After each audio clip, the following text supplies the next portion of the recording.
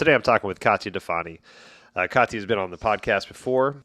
So today we're going to talk about a subject that she actually approached me about, the broad brushes, energetic nature of plants, and how we can connect to them consciously. Connecting with them through meditation, through experience, through seeing them in their natural habitats. Ways to talk with, ways to work and connect with these beautiful beings to help us in the journey in life that we're in. Really excited for Katya and her information. This is one of the most fun interviews I've had in a while.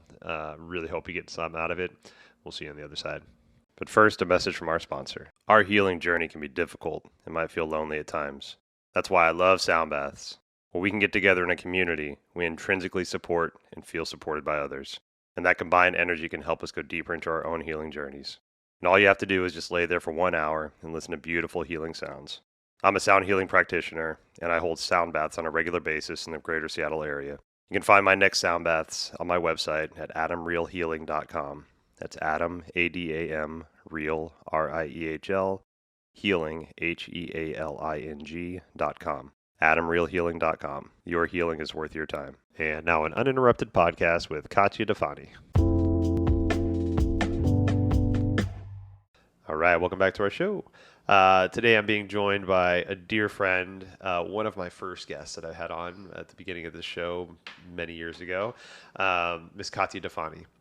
So Katya is the owner of Urban Wellness down in Kirkland, and if you haven't been to Urban Wellness, it's one of the amazing stores. Like, I just love it so much. You keep specialized tinctures on file for me and for all your clients, which is beautiful. I just got a call and say, hey, I need some more of Adam's brain fuel, and like, go pick it up and it's ready for me. It's the best. Katya has a bachelor's of herbal science from Bastyr, which we've had many Bastyr graduates on this show, and I just love that background. And if you want to catch up with our previous episode, it was episode number 10, so literally almost 100 episodes ago, and it's called Herbal Science and Wellness. So today, so I was in Katya's store the other day picking up some supplements, and she had mentioned this idea and this topic, basically the energetic nature of plants and how we can connect to them consciously. And that reminded me that I had been very inspired by a topic similar to this, maybe 3 or 4 years ago, that I heard about this herbalist that claimed that he could meditate with plants and then get to an understanding of what those plants are, and then basically create the relationship and be able to utilize those plants in any kind of way that they needed to. And that blew my mind. Like, and that was, again, like many years ago. You know, I'm still trying to figure out spirituality in life, and I still am, right? There's still very much, I'm only 43 and only 10 years in this journey. But it was that remembrance of that topic that really kind of struck me, and with somebody that I know very well that I can, talk to about this. And so, first off, thanks for being here. You're the best. Thank you so much. Yeah, Happy to be back. Love sharing space with you. Love the information you have. Like, and I can't express this enough. Like, if you're in the Seattle area, Katya and the people at Urban Wellness are so well versed in herbalism, in tinctures, in powders, in teas, in all different kinds of stuff, incenses, like all kinds of stuff. And every time I go in there, I feel welcomed and I feel listened to, and I leave feeling more informed than when I entered. And that's from everybody that I've had. Danica, who's a regular guest here, is an employee of yours. It's just a beautiful place. So thank you for making that place first off before we even move forward. That's like those little gems in the world that you find, right? In that apothecary, that knowledge, that esotericness, if you will, where you can just go and feel at home, feel not like you're being weird by asking these questions. Like, awesome. Hey, how can I clear my drug test? Hey, I got some herbs for that. I'm like, oh, that's the best. Awesome. Let's do that, And it's just no shame. It's all good. Love that. Awesome. Thank you so much. Yeah, appreciate you. Beautiful. So what... you've got an immense background in herbalism, and with different plants that you use, you create the ethos. Was it the Eros line? EOS line. Yeah. Mixing different types of adaptogens and mushrooms and different herbs and stuff. Like, so the immense knowledge that you have is phenomenal. Thank you. So when you kind of brought that, I don't even remember how it came up. I think it might have just been a passing conversation. You were like, oh, yeah, by the way, this. I'm like, I think I was like, this is what I'm excited about right now when you asked or something. Yeah. Totally. All right. We're gonna come back to that. And so what is that kind of spurred that excitement to you that brought you into that understanding? Yeah. So I feel like as I'm evolving in my consciousness and my spiritual path, understanding that I am a multidimensional being. I believe everybody is. I believe all life is. So just the idea that you can connect with a plant and that it has multi dimensions to what it can offer or how it shows up in the world, I guess. Yeah. So, I was trained in herbal medicine, how to use herbs for symptoms in the body or helping heal the body. And then there's this aspect of plants that's even deeper than that. And we use things like flower essences. I don't know if you've ever worked with those, but those are more for like emotional healing of different aspects. And the idea is those work on our emotional body. Like there's certain emotional support that certain flowers can give us. And by ingesting them or being around them, we can benefit from them, especially if we're consciously connecting with them or consciously working with that energy for something we're trying to achieve. Right. Now, what does that mean? So I know it. I have an understanding what that means to me, but for our listeners, what consciously like connecting with. Yeah. So, I mean, a simple one, I know that one of the topics you and I have both talked about recently is grief. And so it's like, if you're working through grief and you realize like, wow, I'm really dropping into this like really stuck state of feeling really melancholy or blue or not feeling like knowing how to move out of that. Of course, there's a lot of support out there for things like that. But from an emotional perspective, if you're aware of that, there's a flower essence called borage. And a lot of people might have borage growing in their gardens. It's a common quote unquote weed and has this very vibrant blue flower that you can eat. But the flower itself helps with like heart heaviness. It helps with lifting when you're feeling like you're stuck in that energy. So if you're aware that that's where you are and you ingest borage flower essence, which is a very specific way that these flowers are prepared, but you could also theoretically eat the flowers or be around that plant and connect with it with the idea that it can help support that. And if you're consciously working with that, it really can offer that. Yeah. So it's like your awareness and your consciousness and connecting that way can be like, okay, my goal is to lift out of this state, somehow move that energy. Borage happens to be a plant that's offered itself in this way. And how Dr. Bach originally discovered these flower essences and their preparation was tuning into these plants. They started speaking to him intuitively that they had certain gifts to offer humanity. And animals. Animals respond really well to flower essences as well. And so he started like deeply listening and transcribing what they offered and then making these preparations out of them. Yeah.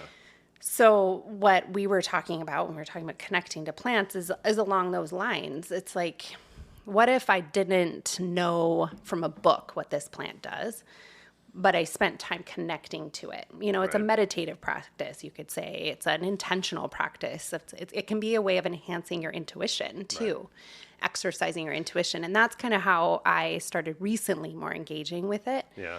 So I was visiting a friend in North Carolina, and I just recently was drawn to this plant called blue lotus, and I brought you some, Adam, beautiful. so you get to experience it later. Love that. But I'd heard a lot about it. People were coming and asking for it, right? Yeah. This blue lotus, and that happens a lot. There's these trends. And often I just kind of pay a little bit of attention. If it goes away, I'm just like, all right, that was just a fad or maybe something on TikTok, who knows? And then, but if it keeps coming back around, I'll be like, okay, let me check out this plant. Maybe this is something I'd offer. And a lot of people were coming and asking for this one specifically for lucid dreaming, like people who want to actively connect with their dreams.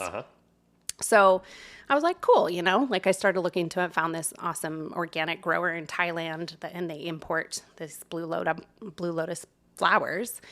And I was like, it'd be really cool with my friend I was visiting, how we were practicing some, different meditation techniques and breath work and things. And it's like, well, what if we just tune into this plant? So I made a herbal tea of it and then we drank that and we smelled the plant, just getting into this very intentional space, right? Created a container, smelling the flowers, like feeling into them. And then after we drank the tea, it was more for just like a little bit to get a sense of the plant and have it come into us. Right. And then we just tuned in to the plant itself. And I was guiding this practice and it was like, what do you sense? What do you see? What colors do you see? Do you smell anything? Do you hear any words? Right, yeah. Does the plant like connect to you directly? Depending on how we sense, right? Some people are very visual. Some people feel things in their body. Some people hear things. Some people just have an inherent knowing, the different clairs. Yep, totally. So I just found it really interesting because I hadn't, and I don't know why, but I guess kind of intentionally, I hadn't done a lot of reading on this plant. Okay. I didn't go and like, oh, what does it do? Right. Yeah. And so I came out of it being like, wow, I felt so much activity in my third eye, and I felt it all around my head and neck and my pineal gland opening. Like I felt just like all of it here. And I was noticing the color, like really feeling that, like it's you can, I mean, I wish it was on video so people could see. It's a beautiful color. It's like a purpley blue. And it's interesting because it's actually kind of an amalgam of the 3 chakras. I was about to say, yeah, it's 5, 6, and 7. Totally. So it's really fascinating. I didn't really know that, but that I came away from this meditation having this awareness that that's where it was really impacting me. And turns out that's what it's been used for centuries, is to enhance intuition, to grow your psychic abilities potentially, to help access dreams. So I was like, wow, how cool is that? That's great. You know? Yeah. And Aaron, my friend, had some neat insights come forward too. And he was like, wow, that was a really cool practice. Yeah. So I was like, well, I've been working on enhancing my intuition and getting my own inner knowing rather than just what I'm hearing from other people. So I thought it was just a really neat practice. And it also just really reminded me that these plants have multi-actions to them. I mean, you can read about this plant, blue lotus, and it's got nervine properties. Like it relax your nervous system or help you sleep deeper. So there's physiological things it does. But then obviously there's this whole other aspect. Totally. And so I think part of it is like how you choose to engage with it. Yeah. You know? It's funny because the blue lotus, I mean, it's serendipitous you brought that because like I had a client, I don't even know if they've come to you yet, but I had a client like 3 or 4 weeks ago asking about blue lotus. And Oh, I'm really? Like, go see Katya. Have you talked to Katya? And she's like, oh, I forget. And I'm like, go see Katya. She'll at least know where to send you. You know, if she doesn't have it. And you bring it in here. But I was like, I need to bring this for Adam. And I flagged it myself because when my client was talking to me about it, you know, they wanted to, you know, what you just said, like deepen their dream state and maybe more lucid dreaming. And that's something that is kind of finally getting to my purview where I've cleared enough toxins out of my body from my previous life that I'm starting to dream again and remember dreams. And it's kind of scary because like I'm not used to dreaming. I'm not a visually like. My imagination is just starting to become pictorial. Like a lot of my imagination was just thought imagination. But now I'm like, I can sit and think about a house and I can see a house. I'm like, oh, that's interesting. And that's just not something that I've been able to do. So when I started to dream again, that's, you know, the blue lotus popped in. I'm like, okay, well, I got to talk to Katya about that too. And so of course you got to bring it here. Of course you bring it here. And, you know, one other thing I want to say about that before we move on is, and if anybody listening has maybe started an eye roll or maybe started to like, oh my gosh, like sitting and thinking about, right. The examples that I'd like to give, and these are all plant medicine type things that have been around for eons that when they've been discovered, there's no way that there were any like scientific experiments that were done or like somebody that would say, hey, for ayahuasca, you're going to take this vine and then you're going to take this root and you're going to boil them down for X amount of time and it's going to make this medicine that will help you see God. There was no being that said that, right? And so our indigenous, you know, predecessors would sit with these medicines. We're surrounded by the medicines. They didn't have Netflix and all these shit to like take their mind off it. Their Netflix was the stars in the jungle, right? Totally. And if you can sit there and the memory that the humans have. Like I have a friend, Robin, that can tell you who pitched what inning at what time, what speed, what batter they faced in 1972, right? The humans have ability to have this immense, seemingly useless knowledge, right? And so like we have the ability to put those patterns together to remember shit. And when you're surrounded by the jungle, you're surrounded by the animals, you're surrounded by nature, the earth, the sky, we're going to start to notice those patterns. And so like I think my challenge to an eye roll might be have you tried to quiet your mind and your body enough to see if you can actually connect to something outside of you, right? And if you have an animal, right, a lot of times like a dog or a cat, like all of a sudden you look at the dog, look at the cat, and you're like, oh, you're hungry. They didn't say that, but you've known that being for long enough that you can now sense that, oh, they want to go outside, right? Same thing, plants, animals, right? That we're all beings of some sort, right? So quieting yourself down enough to take your own ego away from and to start to exercise your intuition, which is something we all have. Exactly. Might not be something we're all taught to cultivate, but we all do have it. It's maybe an atrophied muscle for a lot of us. But for myself and my personal journey, plants in this practice is rather new to me. But crystals, essential oils. Anytime I get a new instrument, for my sound healing, I sit with that instrument and I connect with it and I create a relationship with it. I introduce myself to it, and all that might sound weird to people, but it's only weird until you make it not weird, right? Until you do it enough to where it feels normal. Right. Yeah. Exactly. So with Blue Lotus, I'm just so excited about that. Like it fits in like that perfect puzzle piece. So for people that are maybe entering into this idea or trying to figure out how this lands with them, what's a good place to start? Like meditation for me is one of those things I kind of fall back on. It's been my go-to for a lot of my modalities. But where's how would you approach this? Let's say I've been taking anti-anxiety medicines, and I want to get away from pharmacology and I want to get to more herbology. How would you kind of approach that, sitting with what kind of herbs to work with or plants to work with, things like that? Yeah. You're saying if someone came to me? Yes. Okay. Yeah. That's as advice. Yeah. So I usually do a little assessment to kind of see where they are. If someone comes to me and is like, I have like a lot of anxiety and I would love if there was something I could take for that. I don't like how medications make me feel, or I don't like the idea of being on them, or whatever the reasoning is, or they're not working. Like that happens too. Like I'm on all these medications, doesn't seem to be working. So then it's like, okay, you came to me for a reason. So obviously there's already a little bit of interest.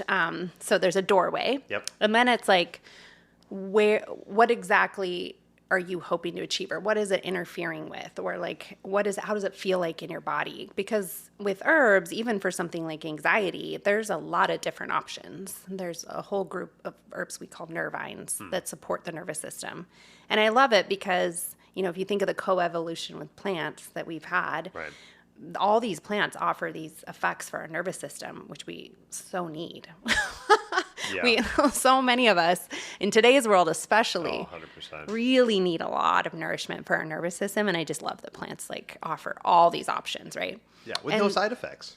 Exactly. Very few, if any. I mean, every once in a while, someone does have a reaction to plants. It's not completely without, but usually what it is it's an allergic reaction of some kind, like a digestive upset or maybe a mild skin thing. And then you just discontinue and it goes away. Right. It's not like causing some irreversible, side effect or anything like that. It doesn't set it in motion, this chain of events, Yeah. So, but I will say that for the most part, people respond really well to plants.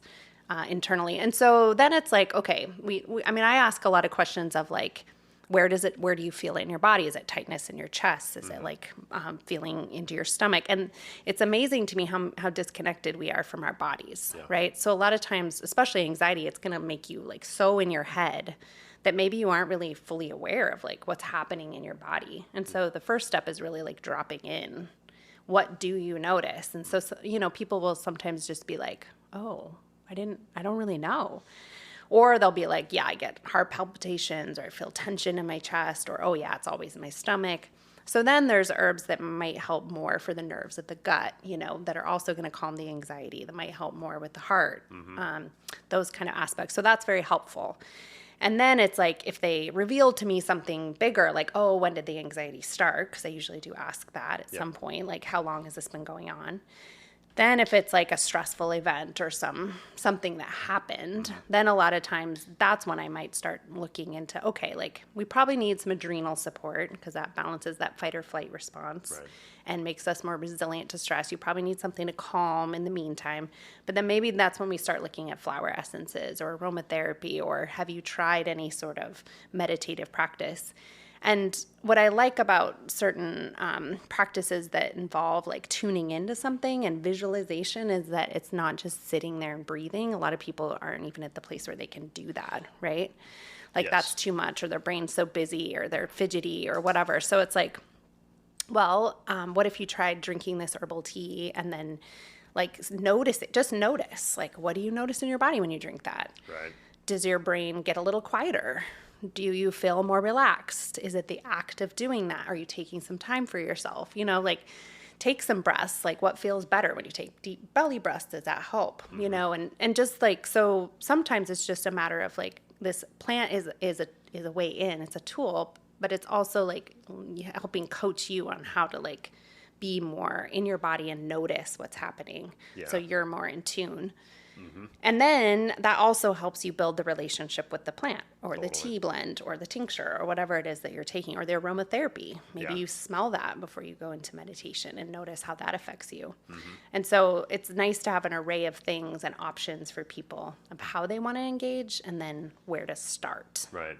And what I love about what you just said is that not only are you helping to, I mean, Jesus Christ, the first few questions you asked were more questions than any doctor ever asked my mom when she was going through her cancer treatments, right? It's so sad. And it's, you know, it is, you know, just like that humanistic, like, let me talk to the human and not just look at this chart and let this chart tell me what's wrong with you. And then I'm just going to throw a bunch of pharmacology at you, you know?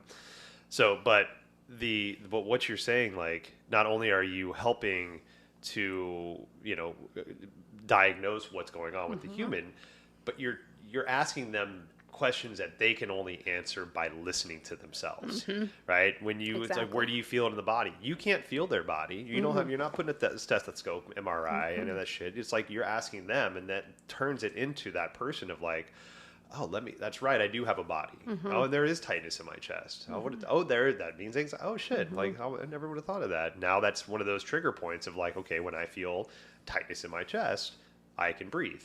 I can go outside and take my shoes off and walk. I can take this supplement, this herbal supplement. But the other thing that you said that I think is very important is that just because a modality is popular doesn't mean it works for you. And with your anxiety and meditation example, I think that's one of the most perfect examples. So many people think that like, I'm just going to meditate and everything's fine. If you can't even sit still and take like 3 breaths, meditation is going to drive you insane. And it's probably going to make you worse off than you were, because not only are you not able to drop in like you quote unquote think you might need to, but then you're now judging yourself and creating stories about, well, I can't even meditate right? And then that's that humanistic side of us that we just throw up our hands and we give up, right? So, and I say that because, one, my personal journeys, I've had this egoic moment in my personal journey, but now I coach my clients through it. But I remember one of the first times I came to see you, you know, I was still figuring out life, and I was just like maybe dipping a toe into herbalism and something outside of pharmacology. And some of the things that you had recommended to me, when I went home and I tried them, I took like maybe a 2-day cycle of it, you know, so I can't remember what it was. And I remember one day I'm like, this isn't working. This doesn't work. Like, this is bullshit. Right. But you know, I am able to meditate. I'm, you know, one of those people that just, it works for. And so like I meditated on that and I started thinking about it, and then coaching from you and from Danica and other people that I've talked to. If you've had like a Western style diet of medicine for so long, and then all of a sudden you like, I'm going to try holy basil one day and then get pissed that it doesn't work. You know how much cobwebs of side effects that basil has to fight through to finally get to some tissue to say like, oh my God, there's a human in here. Let's work with that human. So like what I'm saying is basically like, don't give up, right? We've accepted and integrated so many side effects and acceptances into our life that give something else a chance, right? Give it a full cycle, give it a full week, give it a full month, give it whatever it is. because I mean, think about the alternative. You know, the alternative of what we've just been pumping into our bodies, and just accepting the fact that now I have high blood pressure but I don't have anxiety, right? Now I'm not depressed, but I got cholesterol issues, right? It's like, what the fuck, man? Right. So totally. I appreciate that you said that, because that's so true. And it's hard in a shop environment sometimes to convey all of that, to be like, okay, you're going to want to take this for a while and give it some time to work in your body and like take it in these ways. And, it's hard to often we can't address like all the other things lifestyle wise, right. That might be going on for someone. If someone's eating your like standard American diet, for example, and like not really exercising, and their toxic load is high, and they're like, you know what, somebody told me I should try herbs. You're kind of like, okay. Like, but sometimes they also get an experience. I've had the opposite of what you had, where people have had an experience so quickly that they're like just immediately turn to herbs. They're like, wow, these things work, you know? Yeah. But then like sleep is kind of a classic, easier one. Yeah. A lot of people will feel the effects of sedating herbs, or the anxiety ones. But yeah, like a lot of times I'm like, how long have you felt this way? Right. Like it might have been years. Yeah. And so it's like, do you really think something's going to work once? Right. You take it once. It's like if you understand how plants work in the body, which is a constant thing we're learning more and more about, how do they actually do what they do? Yeah. But if they are working with restoring a system that's been out of balance for a long time, I mean, it's unrealistic to think it's going to work like that, but it is getting outside of that pharmaceutical model, that you take something and it has a specific pathway and it has a specific effect. And even that isn't always true, like how many people respond to pharmaceuticals differently. Yeah. Or we'll take something and they're like, yeah, it didn't really help with XYZ, even though it was supposed to. But I just think it's that like our mindset is very much like, oh, just like take something and it'll go away. Or that's what you want it to do, right? And that'd be lovely.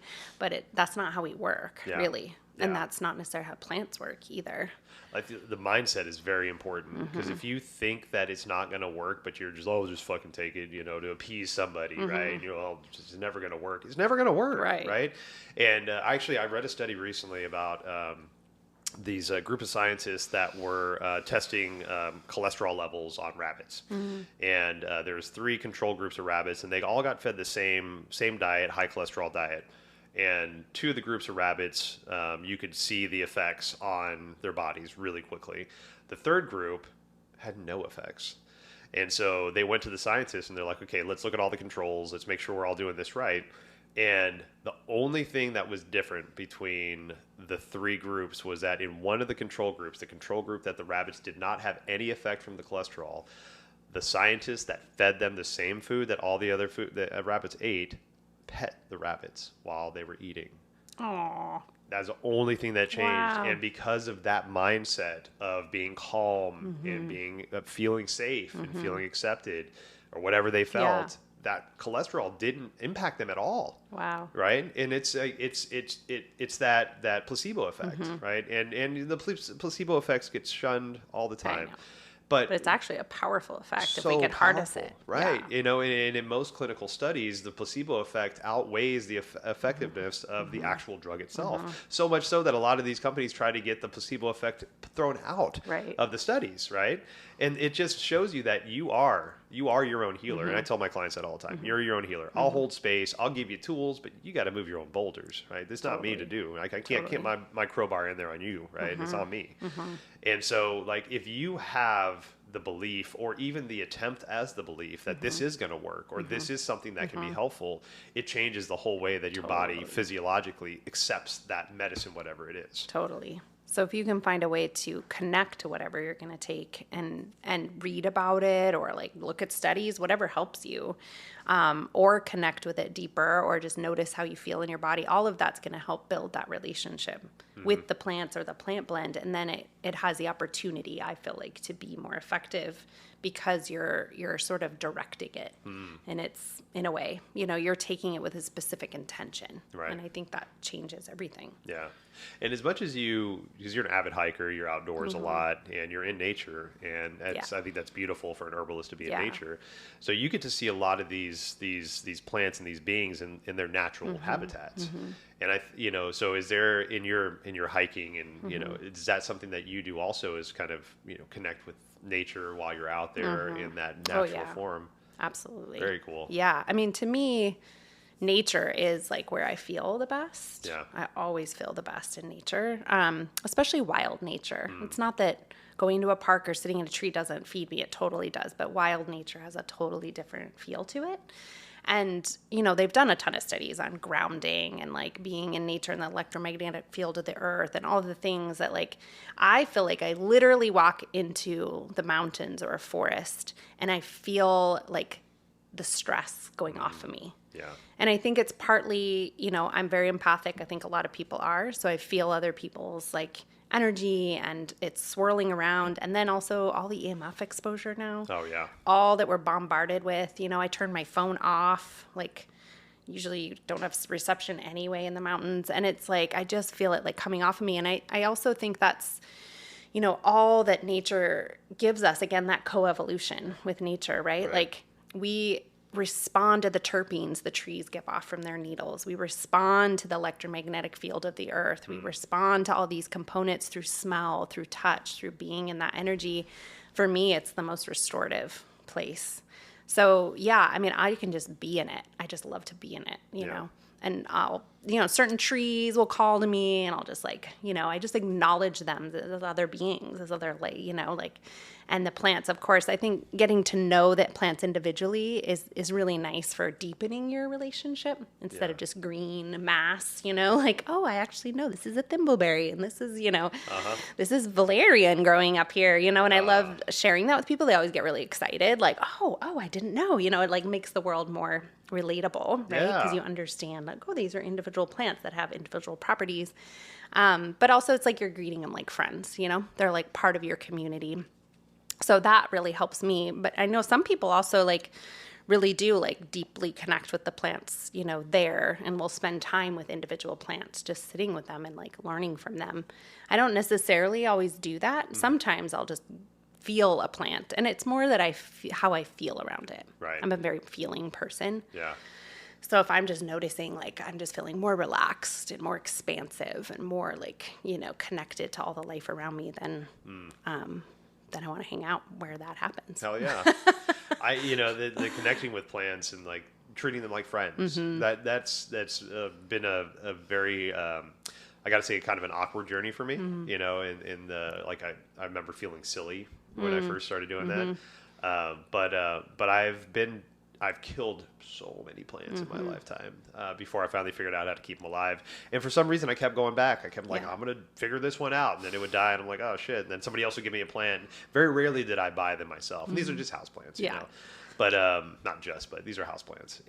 But I remember it might have been, through our relationship and our talkings and, the herbalisms that you've knowledge that you've laid on me. But that idea of talking to plants.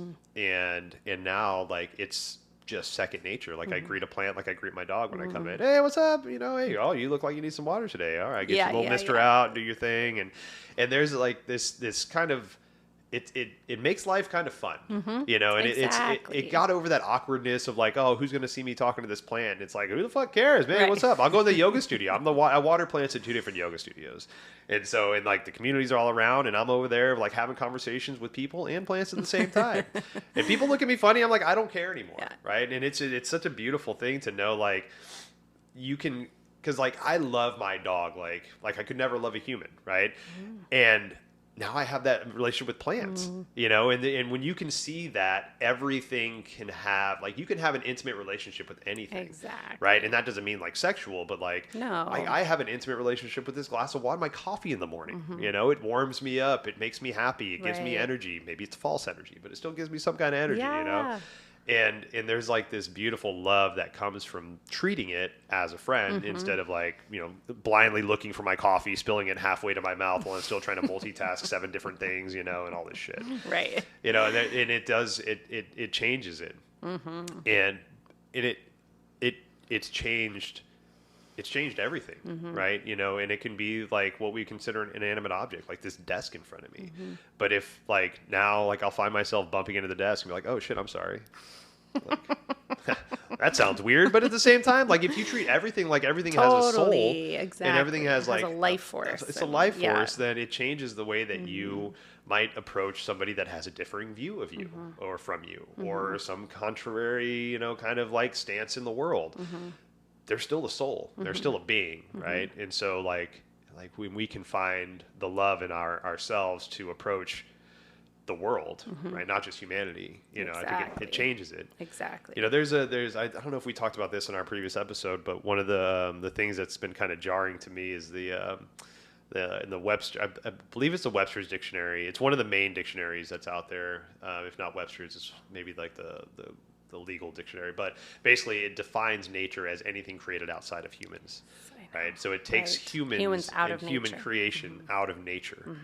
It's like, I know. how do we evolve from nature and then separate ourselves? Convolution that's happened with the earth. Exactly. Like we're somehow separate from it, above it, better than. Right, yeah. Like what? Just because we can manipulate it? Exactly. No. We're absolutely part of nature. Yeah. We're absolutely part of nature. Yep. And if we think we're not, I don't know where you obviously like just aren't connected, because we wouldn't be here without nature for one. And I think that's part of the convolution, is that because we think we're separate. I mean, look at what's happening with artificial intelligence, or this idea we can go to another planet and live in these like biospheres or something. I mean, is that life? Is that really like living? For me, it's not.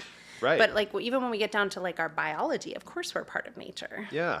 It's so sad to me that we've been so separated from it.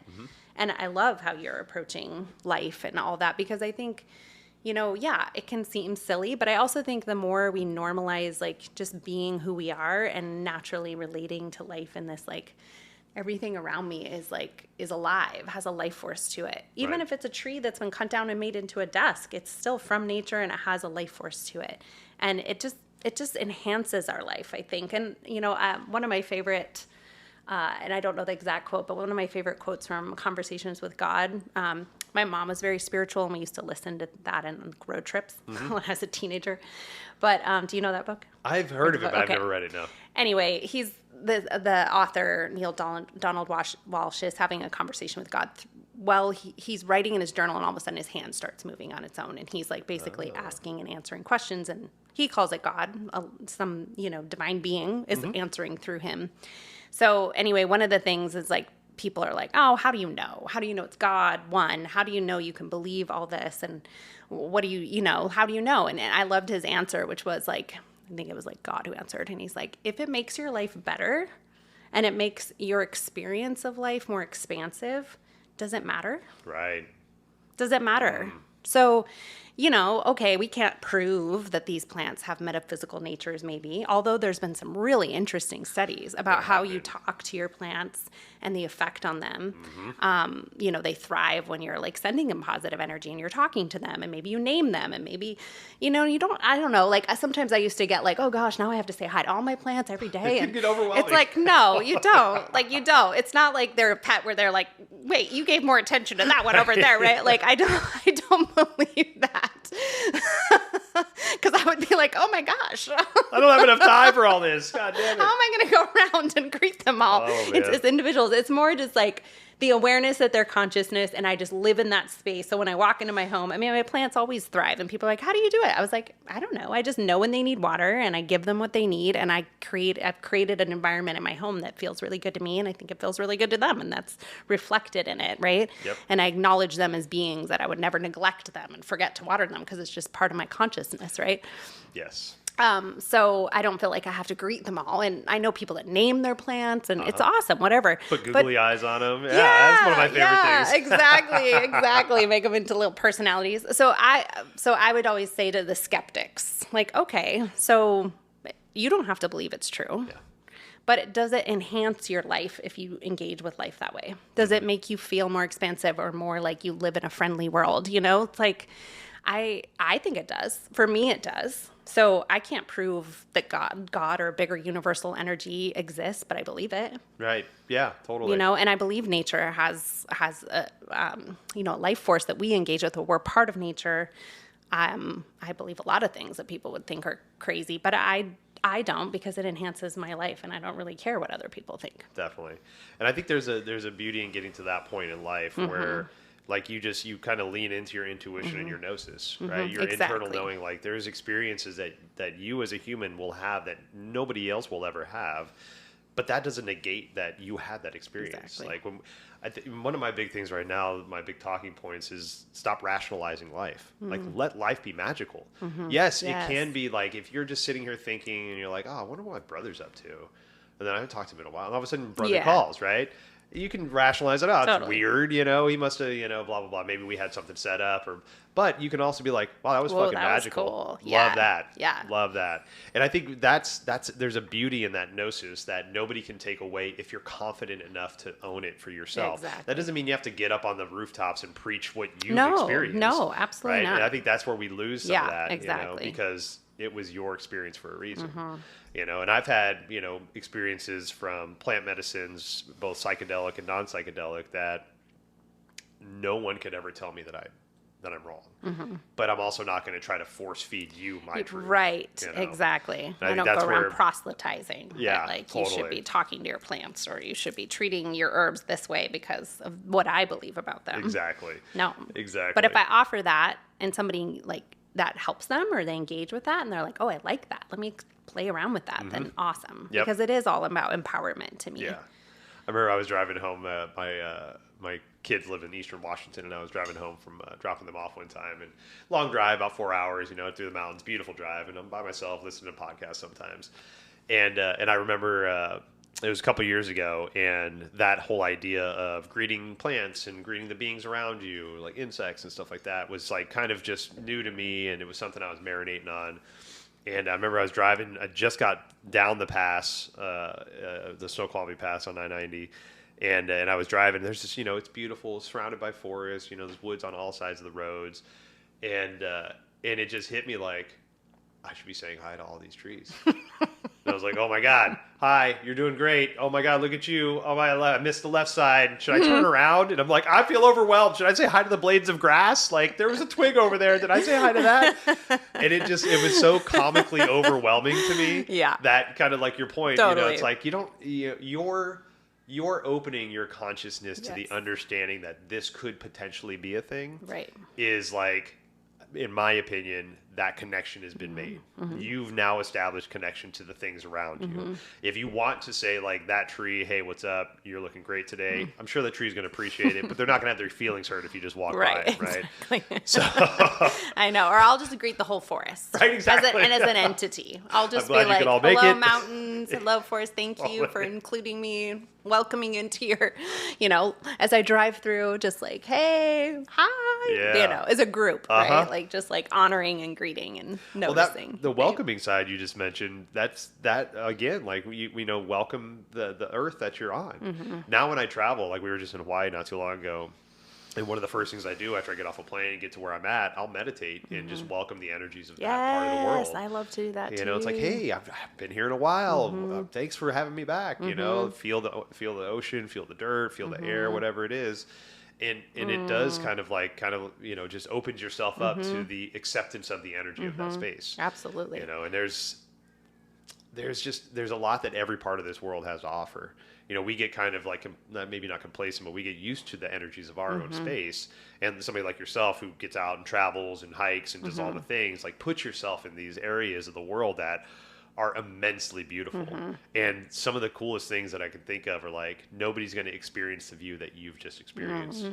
Like you can't really say that about a lot of places. You know, there's like this beauty of like, when you can connect to and understand there's a connection to the world around you, and then you're the first human that's been in that forest in however long, and how excited all those little beings are to be like, look at the little upright human walking on his feet. Oh, he comes over and say hi to me, you know? Peeking around the trees. Right, you know? They're as excited to see you as you could potentially be to see them. Totally. Right? And that changes your whole experience of what could be a mundane hike. I love that. I love that. Totally.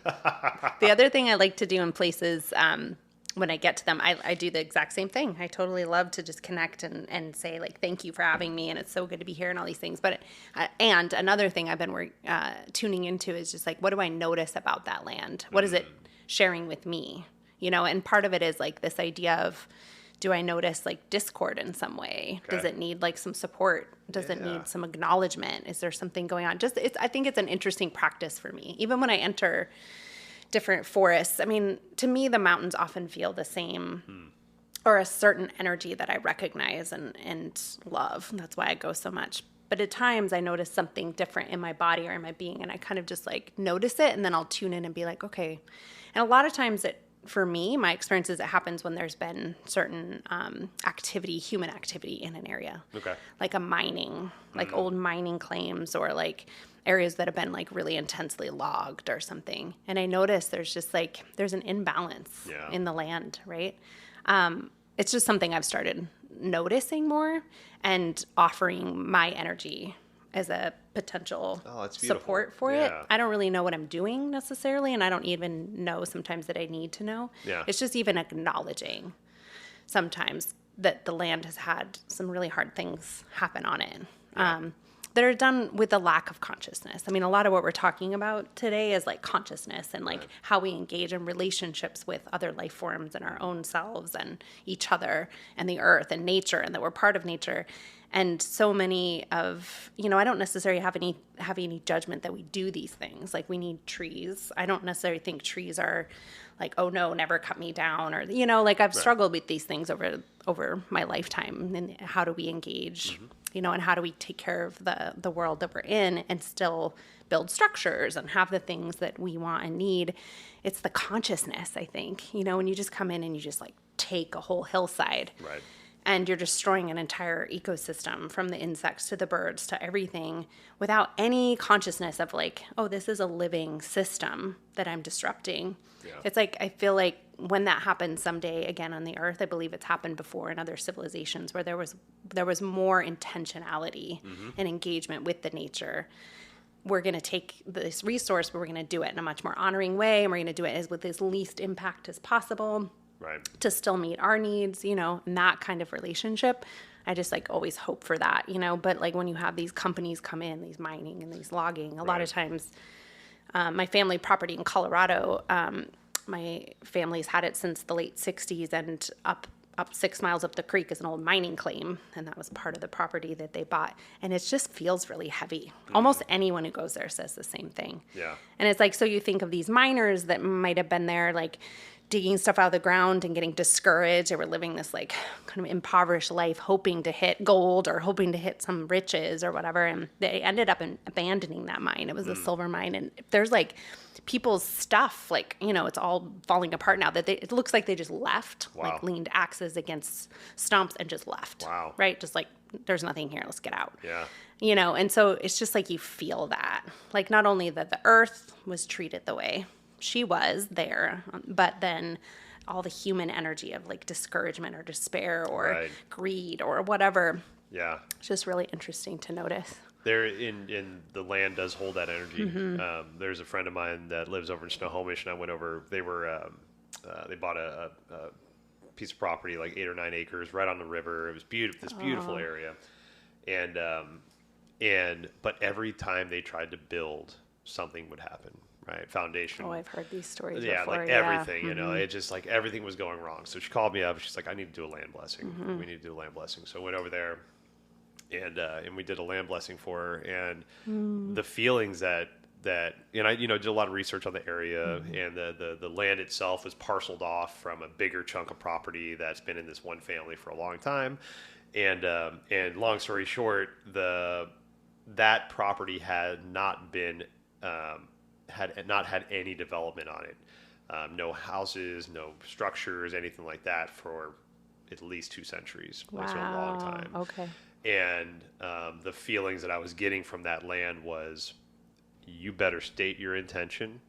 It better line up with what we're doing, or you're never going to put a stick up on this place. Totally. And it really was like getting the family together to talk about like, what their intention was with the property, how they wanted to love their family and to support their family and not to take from. Yes, they're going to have to build on and maybe cut some trees down, but this is the reasoning why, and this is our intention, this is our plan, this is our goal. And literally, like, we sat down, had a circle, did that, cleared the area, and then from then on the house went up, and now there are no problems, I love that and story. so, like, they're just trying to protect what's theirs. Totally. Right? Because humans kind of do some shitty shit. We're known to be very unconscious. Yes. Even though I love this, I heard the idea the other day. Like, humans are the conscious avatar of nature. We were created to be the hands, the builders, the doers of nature. We just kind of lost our way a little bit. And then we said we're not connected to nature Yeah, anymore. we're like, F that wood stuff. We're going to go build a house and be clean and warm or totally, whatever. Exactly. But so the continued part of this conversation, what I really would love to talk about too is having some idea of just some herbs to help us support ourselves, because this might be something that's brand new to somebody. Totally. Never taken anything outside of a white or blue pill. They have no idea what herbology is or herbalism is outside of maybe an herbal tea of some sort, which is beautiful too, right? But and there is so much stuff plaguing this world. Oh my gosh, whether it's self-induced or environmentally induced, whatever it is. And you've helped me immensely with cognitive support. I was a nefarious child and did a lot of things to damage the brain cells, and would love to try to just maintain the ones I have left and support them as best I can. And you've done a great job, in my opinion, to help me support that. Awesome. And so, just have a couple, like, maybe like cognitive, lung, immune, adrenal, stuff like that. Yeah. So we'll start with cognitive, since that's what we're talking about. And I'll tell our listeners the 4 that you've given me that I've had success with, and I'll try to remember them all. The Shisandra, ashwagandha, which is adrenal also, bacopa, and holy basil. And so you make a 4-part tincture for me with that, and I take that every time before a podcast, definitely, but at least twice a day, and just to keep me moving and to keep my brain kind of firing where it needs to. That's awesome. That's perfect. And it's, I've taken supplements like, what's it called? Alpha Brain. Which is nootropic, and I've taken like different types of nootropics, which are brain-focused vitamins, and they've always kind of left me feeling a little like jittery or a little overstimulated. But the combination of those 4 supplements, those 4 herbs that I just mentioned that you've recommended to me, has always been just enough to bump me up. I don't feel jittery. I don't feel like I'm like, oh, it's wearing off or anything like that. So those 4 have been great. Can you talk about maybe like how those support cognitive response? Absolutely. Okay. I love that. Yeah. And just for people who haven't really explored herbs before, or even if you have, it's always important to know that sometimes it takes a little bit to find the right combination or the right herb for a person. So what you were talking about, the nootropics, that's like a little bit more usually targeted, a little bit more isolated compounds in their action. So it's a little bit different than a whole herb. Right. And whole herbs, you think of, they have thousands of compounds. I always like to remind people, but I'm sure your listeners know that like a lot of medications even came originally from plants. Like they found that, meadowsweet seems to help with pain. And then they kind of isolated that it had these compounds in it that eventually became aspirin, and willow bark is a rich source of that too. So like, but when you take the whole willow bark, it has compounds in it that protect your stomach lining. Whereas when you take aspirin, it actually can eat at your stomach lining, and that's why it's really limited in how much you can take. So it's just it's a synthesized component of what was naturally occurring in nature, but in nature it was already complex with all these things, right? So that's just a very simple example. But so the formula we came up with for you. So Shisandra, ashwagandha, and holy basil, we all call adaptogens. So a lot of people are familiar with this word now. They've become really big because they're so helpful for humanity right now, which is that they're plants that help the body adapt better to stress. So most of them, we think what they do is they act on the hypothalamus pituitary adrenal axis. So that whole signaling system that says like, this is a stressful situation, either like fight or flight hormones are produced or we calm those down. cortisol is produced or we calm those down. And what's really beautiful about these plants is they often have this very regulating effect. So if something's too high, it'll bring it down. If it's too low, it'll bring it up. It kind of senses what you need. Yeah, it's like using the body's intelligence, right? It's responding to these plants and helping regulate that. So nothing else does that than plants, as far as I can tell. Plants, that's a unique property of theirs. The other unique property, like for Schisandra, it also really supports liver health. It protects and restores liver function. That is a very unique property to plants and mushrooms. I often lump mushrooms into herbal medicines because but herbs technically are plants and fungi are fungi, and they're separate kingdoms, but we kind of lump them all together. But they like to play in the same pool. Yes, they do. They like to play together, definitely. So there's nothing else but herbal medicines that I know of that restore function of tissue and can restore organ systems. So Schisandra is like, I just heard one of my dear friends came in the other day and she's like, the first time I came in, you were like, taste the Schisandra berry, and this was like right after I opened, and I was like, really? I did that? I think you've had me taste it because it's kind of peppery. And yeah, totally. Oh, yeah. It's called the 5-flavor fruit. I think it's like a blast to watch people respond to it because it's like this party in your mouth kind of sensation. You totally had me do that too. I'm sure I did. I love to get people to try it. So Schisandra is one of my favorite plants for sure. It's one that I'd actually love to do like a more conscious connection exercise to because I know so much about it and I've engaged with it so much personally and recommended it to thousands of people at this point probably in formulas and things, but I have never like just connected to the essence of it. Like what does it have to offer me, right? Like what does it want to tell me? Or what can I pick up from it? So that's one that I'd like to do that with. But one of my absolute favorite adaptogens, liver support, cardiovascular support, and the list goes on. And a lot of these herbs have been highly researched. So the adaptogens have gotten a ton of research all over the world, like China, India, the U.S., like Russia was one of the big ones in the beginning that came up with that term adaptogens. Oh, interesting. Okay. On people in the military, people in prison, and endurance athletes or extreme athletes. They were studying the effects of these herbs and how they respond to stress of different kinds, right? Yeah.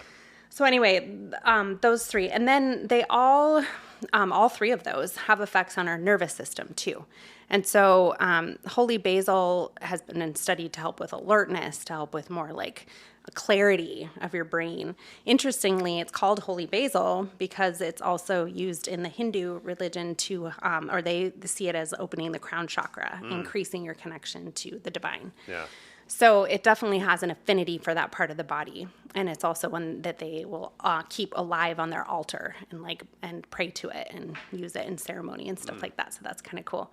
But yeah, so those three adaptogens not only help your body respond better to stress, but can help increase circulation to the brain. They're definitely antioxidant, anti-inflammatory, and all three have been studied for their ability to help with better clarity and mental function.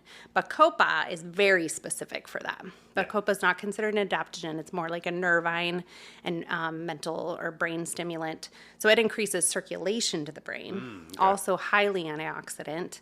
And so that one, a lot of times people will really notice like more clarity just by taking Bacopa. Yeah. And especially over time, they've done pretty significant studies on memory and retention of information, recall, on students and things like that, taking exams with Bacopa. Yeah.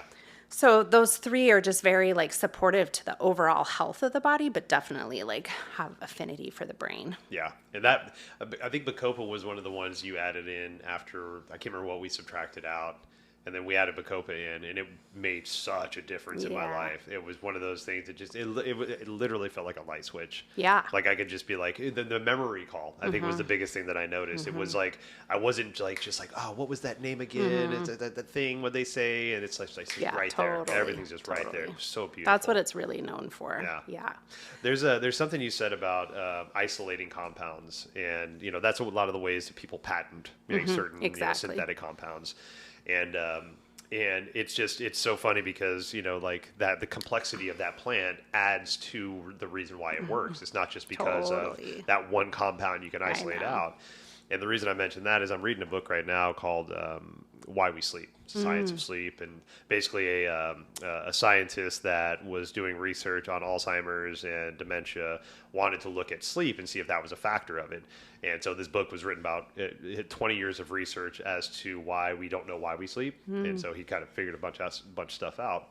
But one of the things he mentioned was a study that the U.S. military is doing with sparrows. Because apparently sparrows are one of the only animals that we know that can go without sleep for extended periods of time and not have it negatively affect them. Oh, okay. Right? They can still operate at the same way they're supposed to. They fly normally. They still hunt normally, all that stuff.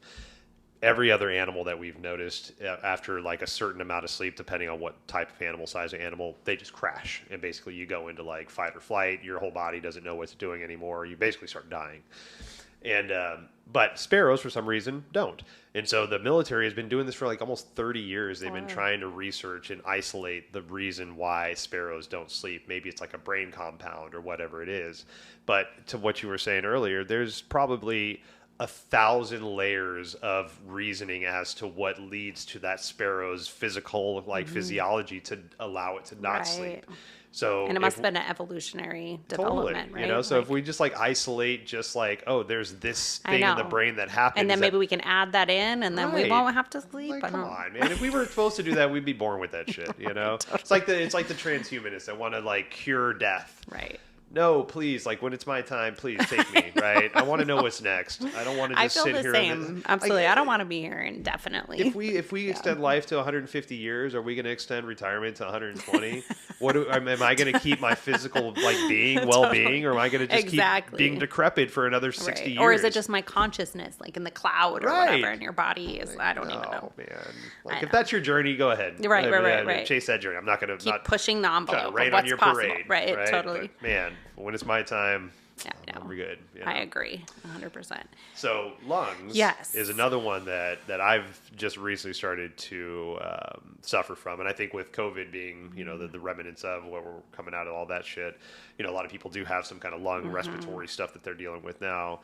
So what are some lung support? That we can do? So. There's a category of herbs we call tropho-restoratives, like they're just overall supportive for a certain system. And the two, or actually three, that are really restorative to the lungs that we call tropho-restoratives. Like you could take them long-term and they would support the health of the lungs are mullein. A lot of people know mullein. I sell a ton of it right now. Hyssop and elecampane. Okay. So they all have different properties, but they all can be taken for restoring the health of the lungs. And of course, we make a blend called Healthy Lungs that has those in it.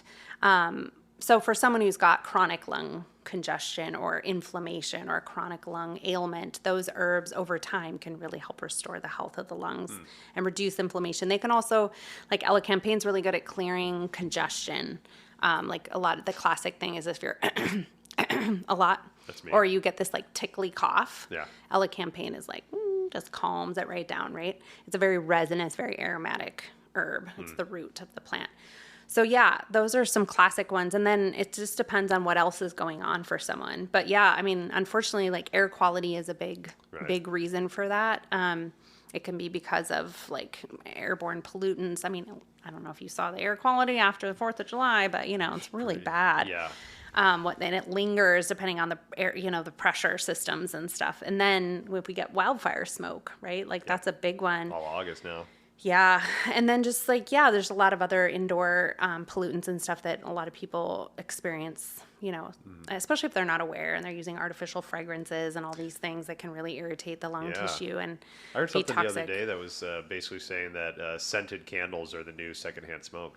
Absolutely. I'm hopeful that information is rising about that. That's I really crazy. am. Because they're toxic. They're straight up toxic. And once you get used to natural smells, do you have this experience? Like, you can tell. Oh, it's jarring. When you walk by, you're like, whoa. Like if I'm ever in a mall and I walk by like a Yankee candle shop, I almost fall over. It's like, holy hell, what's going on in there? I'm just like, it's abrasive. I know, it's totally abrasive. So talk about being part of nature, right? Yeah.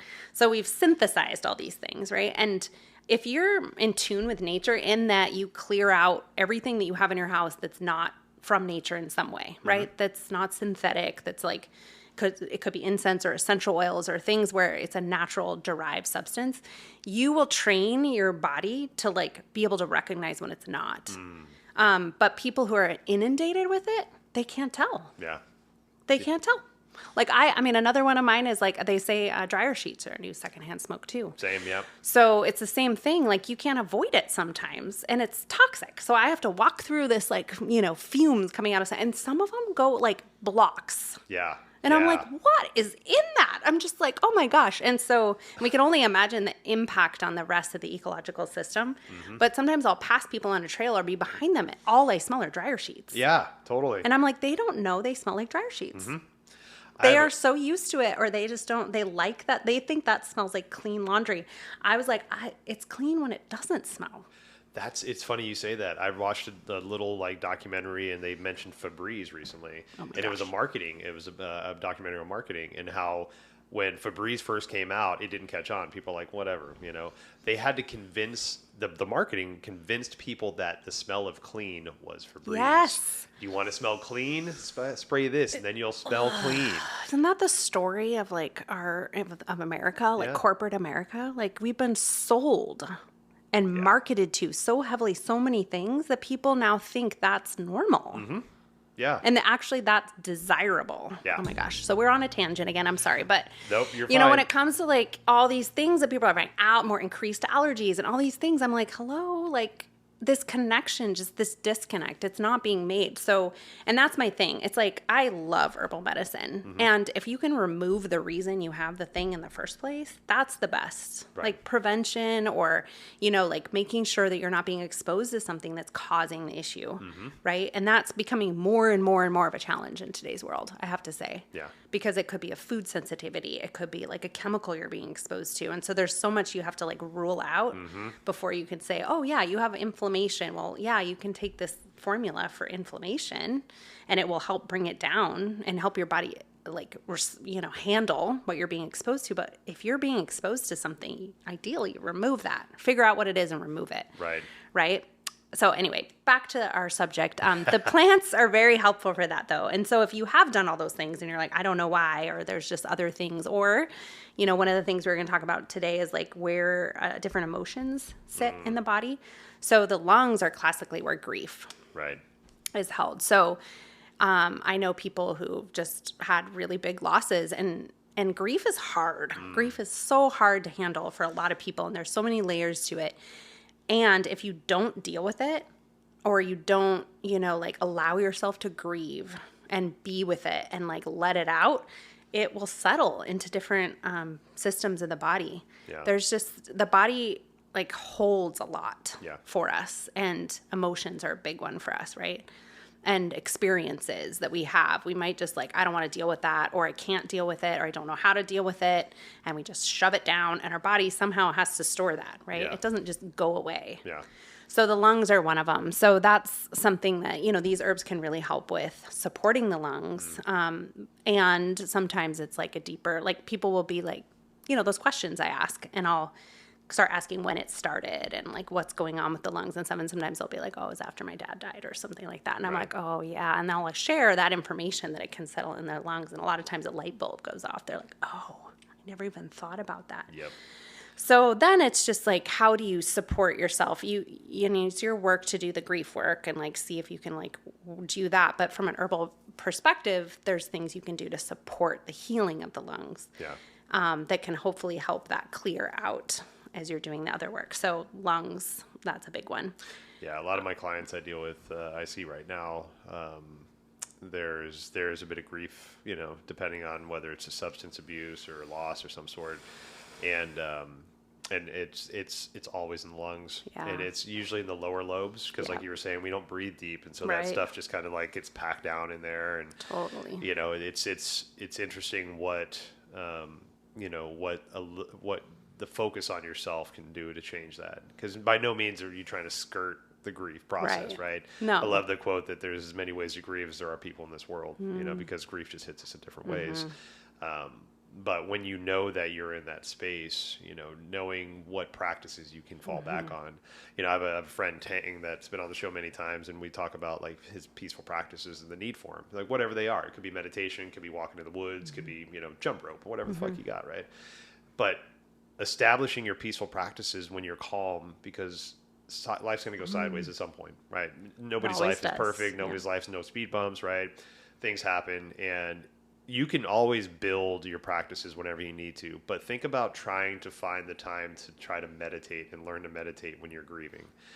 That's really tough, right? You're just trying to survive at that point in time, right? But if you already have an understanding that meditation's good for you, you've got a practice of some sort, you've got herb supplements that you're aware of, that you know about, that can be like immediate love that you show to yourself. And that love that you show to yourself because you're prepared for it can change the way that you experience that emotion. Absolutely. You know? Absolutely. So like, I don't know, I'm really big on those peaceful practices right now. Absolutely. Just finding what works. Body movement, stillness, whatever it is, right? Yeah. Well, I mean, I think there's endless research even to show that how beneficial that is.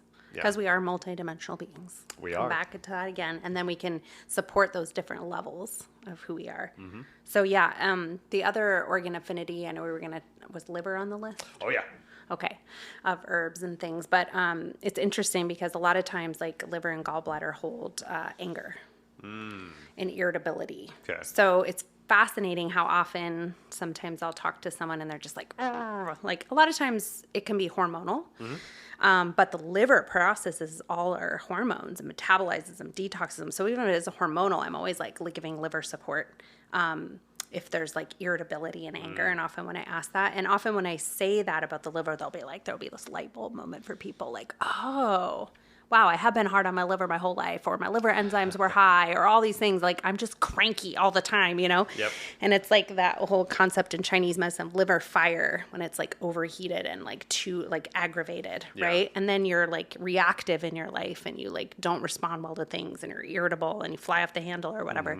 It's amazing how cooling the liver or helping support the liver can help with that, help with the irritability, help with the anger.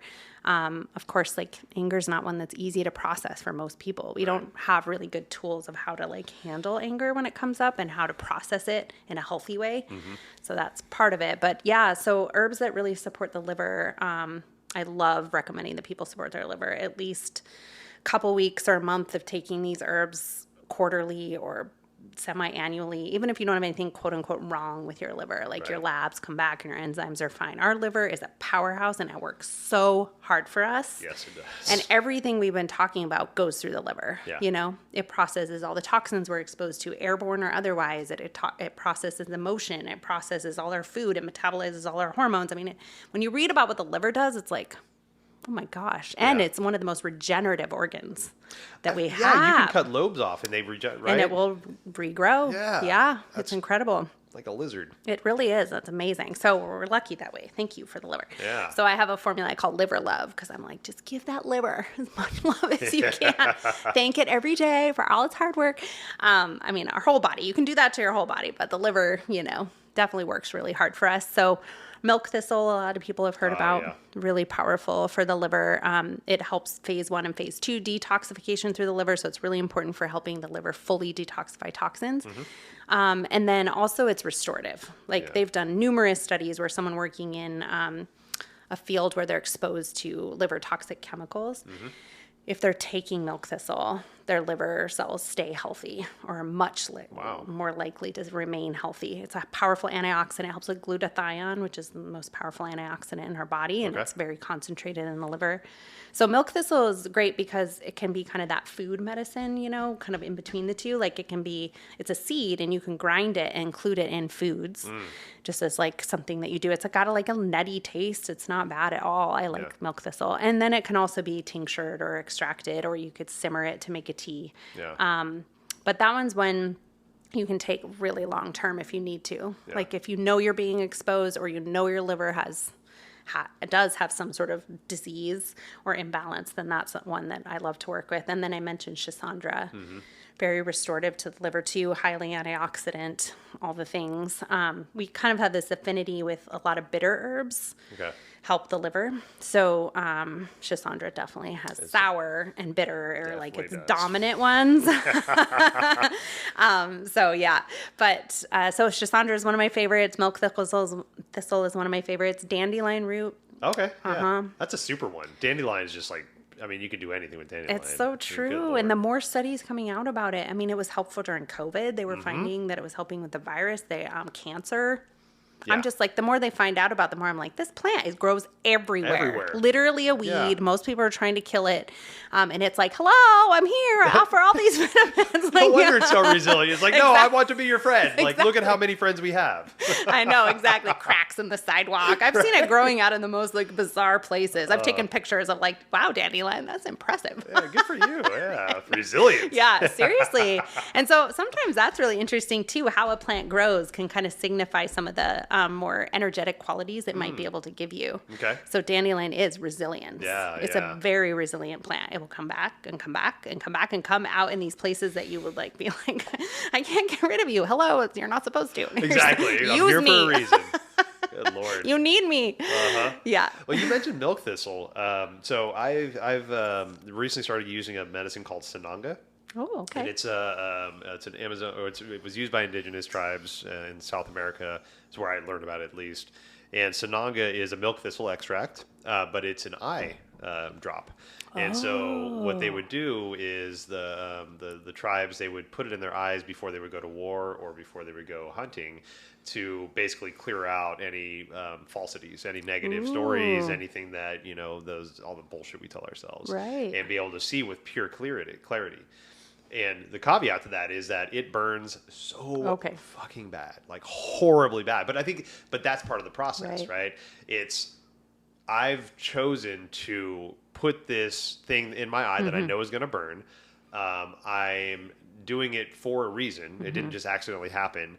But the one of the journeys with it that I found is that sitting with sensation that you've self-induced. The more you rub it, the worse it gets, right? And so you're literally laying on your back. Everything is just crying. You're snotting. Like all this stuff's purging from your eyes and nose. And it's only about a minute, maybe 2-3 minutes, depending on the strength. And then it's done, right? And there is this openness that you feel through it. And so for me, I use that now when I feel depressed, or if I feel like, a continuous lack of energy or negative self-talk. I'll sit with that medicine, meditate, put that in my eyes, and start to feel, some of that rejuvenation come back to my body. Oh, wow. Yeah. It's been a really fascinating. Yeah, really Have good you one. noticed, like, literally your eyes more clear? Like the whites of your eyes or Not anything? necessarily. Okay. Not necessarily. I just feel like a clarity. Yeah. But at the same time I say that, my eyes have been going south for, a couple of years now, which is why I just readily wear glasses now instead of just keep them on my head. Oh, So- okay. Yeah. So, but there is a theory too that the milk thistle is supposed to help with your ability to see better. But I just haven't really seen that yet. So, Okay. Yeah. That's super interesting. And also, like, when you first said about the eyes, I was like, in Chinese medicine, the liver is strongly associated with the eyes. Okay. And so things that support the liver are supposed to help clear. Makes sense. Yeah. I was like, wow, that's fascinating. Yeah. Yeah. Well, and I mean, one more piggyback on the liver. Like, shit, man, most of us give our livers a run for their money, with the We abuse how them. much we drink, totally. or the toxins we put I on, know. choosingly put in our body, not just like outside. But yeah, it's our liver's a workhorse, and It works so hard for us. It needs some extra support in today's world for sure. does, most No matter definitely. how healthy you try to be. Yep. Yeah. So what about? So we have two more. So immune and adrenal. Yeah. support. Well, immune, there's a lot. There's so much that can help us immune wise. I mean, there's my favorites for just like really supporting the immune system. So if someone tends to get sick a lot, notices their immune system is more weak. And also these tend to be the herbs that are used for like preventing cancer by regulating the immune response. So the mushrooms are big. Reishi mushroom, turkey tail, even chaga mushroom. They have these like ability to help increase the immune soldiers of our system, right? Like the white blood cells and the natural killer T cells and things like that when they've done studies. And then astragalus root is absolutely one of my favorites. Oh, cool. I don't think I've tried that one yet. Yeah, it's a Chinese herb traditionally. It's been used for thousands of years, and it absolutely like strengthens the immune system. That was one of the herbs. I've had those moments with herbs where I've seen like such a direct connection that it was part of what anchored it even more for me, it's amazing to think back. Like I used to get sick a lot in the winter. Now I like It's so rare that I ever get sick. Okay. But I used to get sick a lot in the winter. And when I first moved here and I learned about astragalus, I started incorporating it in. What's cool about it is you can get it these little like strips or cut root and include it in stews. And when I would do like crock pot recipes and stuff like that, I'd throw some in and then you pull it out. It's very fibrous. You don't eat it. Okay. But it imparts its qualities to it, and it needs to be cooked over time to really get its benefits. Okay. So I started just including it if I cooked black beans in my crock pot or if I made a soup or whatever. It was always like astragalus in there. And that was the first winter that I moved here, and I didn't get sick. Huh. I was like, I was doing the same things I was doing, you know, and I was just like one of those like, oh, wow, this really works, Hell right? Yeah. I mean, I'd had many of those over the years, but that was definitely one where I was like, well, this is pretty great. Yeah. So I like to combine astragalus and reishi, our immune builder drops that just like people live on all Those winter. are great. Love those. Yeah, it's like reishi, astragalus, elderberry. Elderberry's like gone through the roof as far as popularity. I feel like every other person's like aware of elderberry. You know, elderberry is so funny. I just got to share this one Okay. little quick story. Like growing up, I watched a lot of Looney Tunes and cartoons and shit like that. And I used to think like a lot of this stuff was just like made up. Like should have taken that left turn at Albuquerque. You know, like Albuquerque. That's funny. Then I get older and I'm like, oh, Albuquerque's a real city. Walla Walla, you know, I'm like, oh, there's a Walla Walla, Washington. Totally. So my mom used to say this thing, like we'd ask her, you know, 3 boys, Mom, what do we have for dinner? And she'd say pig poop and elderberries. And it was just like, ew, Mom, pig poop and elderberries. So I had no idea. Right, I that always there was thought such a thing. Yeah, I thought like elderberries was part of pig poop. And I don't know. I was a kid. I've heard it all my life. And then I think it was like when we started talking and hanging out. You're like, elderberry? And I'm like, wait, there's a real elderberry? Like that's not just some weird word my mom made up? Like, shit. Okay. What else do I not know? Right, God damn. Totally. I love that. That's awesome. But yeah, elderberry is like one of those powerhouse, Yeah, it'll do whatever you need it to. Pretty like, much. Good It's God. pretty amazing. I mean, Love it's that. definitely highly antioxidant. Yeah. Like that blue purple color is just intense. But yeah, like powerful antiviral. So even acutely, it can be used that way, or it can be used preventively. And the nice thing about it, I think part of why it's become so popular is that when you make it into a syrup, it actually tastes good. It does taste really good. Versus like most plants, you know, are like, take Yeah. it or leave it, or oh my God, this is terrible, but I'll take it anyway. Because I know it's good for me. But yeah, elderberry is like, so kids will take it, you know, and the adult children among us that need gummies and need syrups. I always like to make fun of them. I'm like, really, you need a gummy? Okay. Right? Yeah. I'm kind of judgy about that one. I'm like, just get it in. Why do you need to like Exactly. sugarcoat it? Just Take get it down. in. But judgments aside, Right. elderberry is amazing, and I get why people are all over it. So I like to combine those 3, and then I put some lemon balm in there because lemon balm is absolutely one of my favorite herbs, and it's antiviral, and it also calms the nervous system. And so that's just a nice, like, balanced blend that I like to do. So those are some of my favorites, but there's a lot of other ones, and there's some pretty powerful ones that we worked with during the whole COVID flu season, all the things that can really help target specific viruses or viral load in general. Yeah. So like one that Danica actually like was a big proponent of and really got me onto is Baikal or Chinese skullcap. Okay. It's a powerful anti-inflammatory. I knew that, but I didn't really work with it. It's more used in Chinese medicine. Okay. But it also is like a really amazing antiviral. Yeah. So it can help like with things like Epstein-Barr and even Lyme disease, which is not a virus, but it's definitely one of the ones used in that whole complex of managing Lyme. And and it definitely was very effective during COVID. Yeah. Along with, it was in a blend, but still it's one of those that if I were going to choose one, I could definitely work with Baikal skullcap. It's a pretty amazing one. Yeah. I'll have to do some more research on that one because I think that's maybe the 3rd time I've heard that the skullcap now. It's like, okay, there's a reason. Yeah. Right. Well, there's skullcap. Most people say skullcap, and that's the Western skullcap. That's like Scutellaria, officinalis, I think. Okay. Laterifolia, sorry.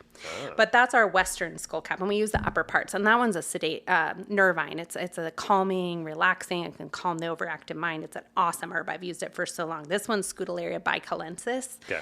Different species, and they use the root, not the upper okay. parts. Just FYI for people who are, it's not the skullcap you might be most familiar with. Okay. A lot of people are like, oh, I know skullcap. No. This is a different skullcap. one. Let's just clarify. Like Common that. names can be so challenging that way. Like skullcap. And you're like, no, those are 2 totally different.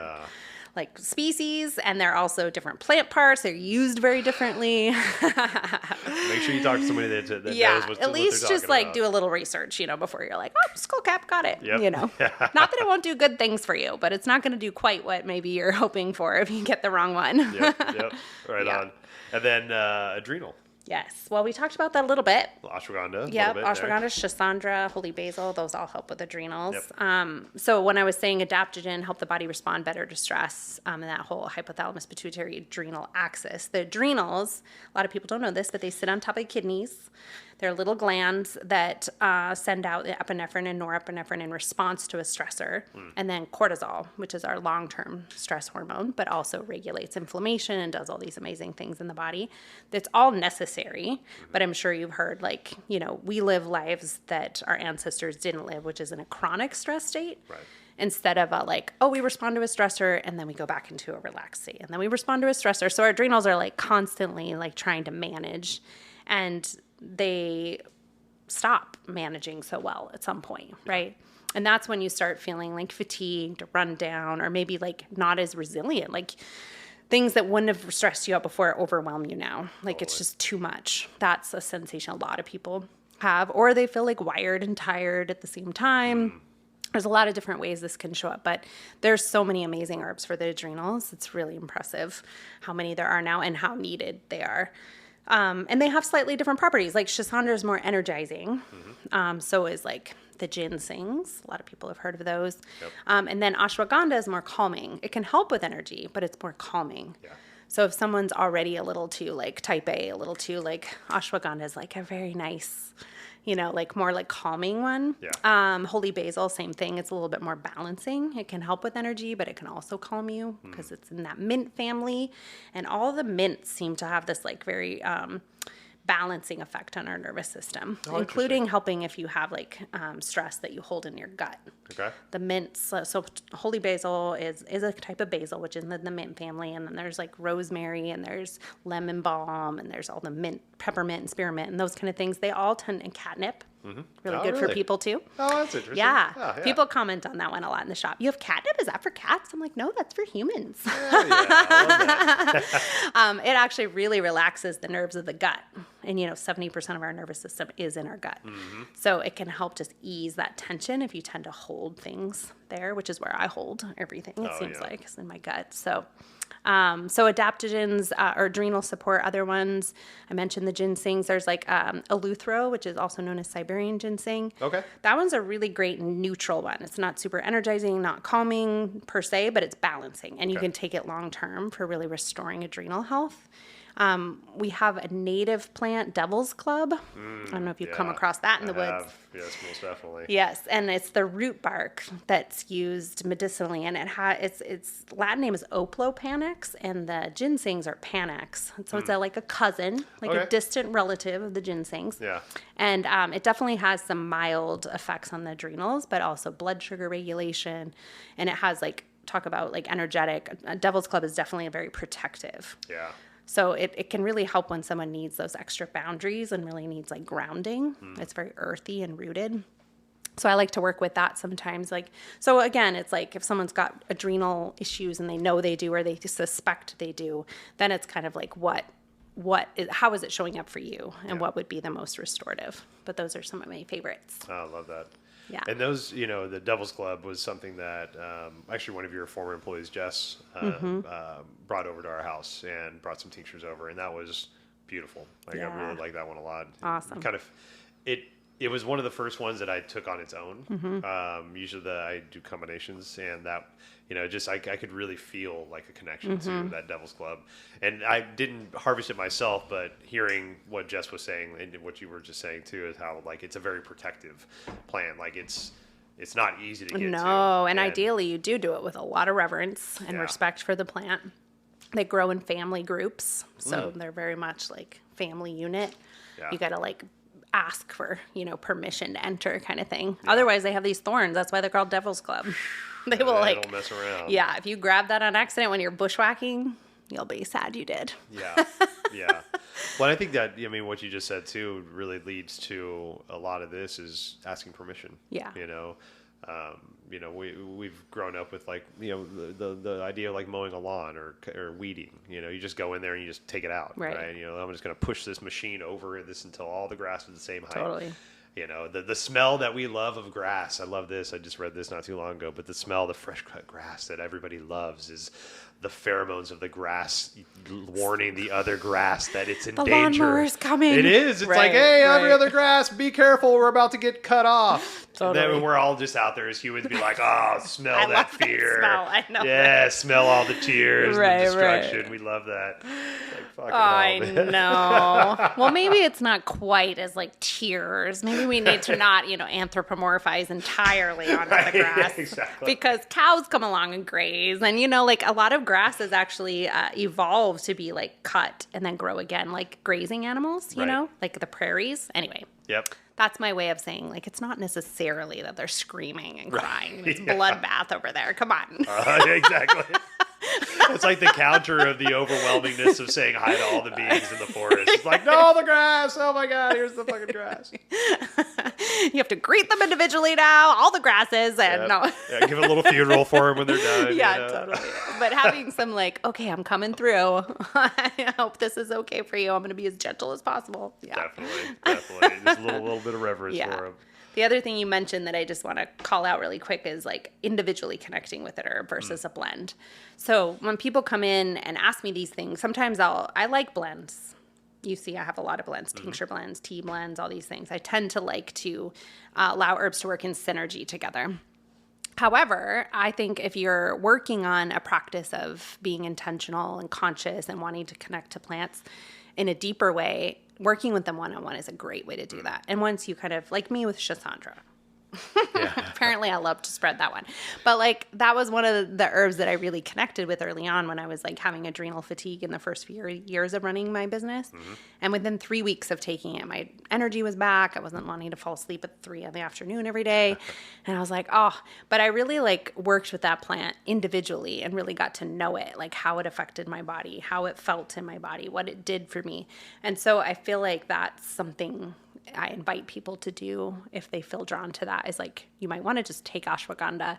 And the thing I want to say about ashwagandha is it can be taken at night to help you sleep better. That's one of the things that you laid on me that really helped me. Because I think the way you explained it to me is that your adrenal glands go through a natural repairing at night. So you're basically amplifying that repairing. And that was like one of those psychic things for me, the things that just like, okay, cool, got it. We're doing that now. Absolutely. Yeah. So work with those herbs individually if you feel called. I think blends are great too, but sometimes once you work with them individually for a while, you can start like blending them together and seeing what that feels like too.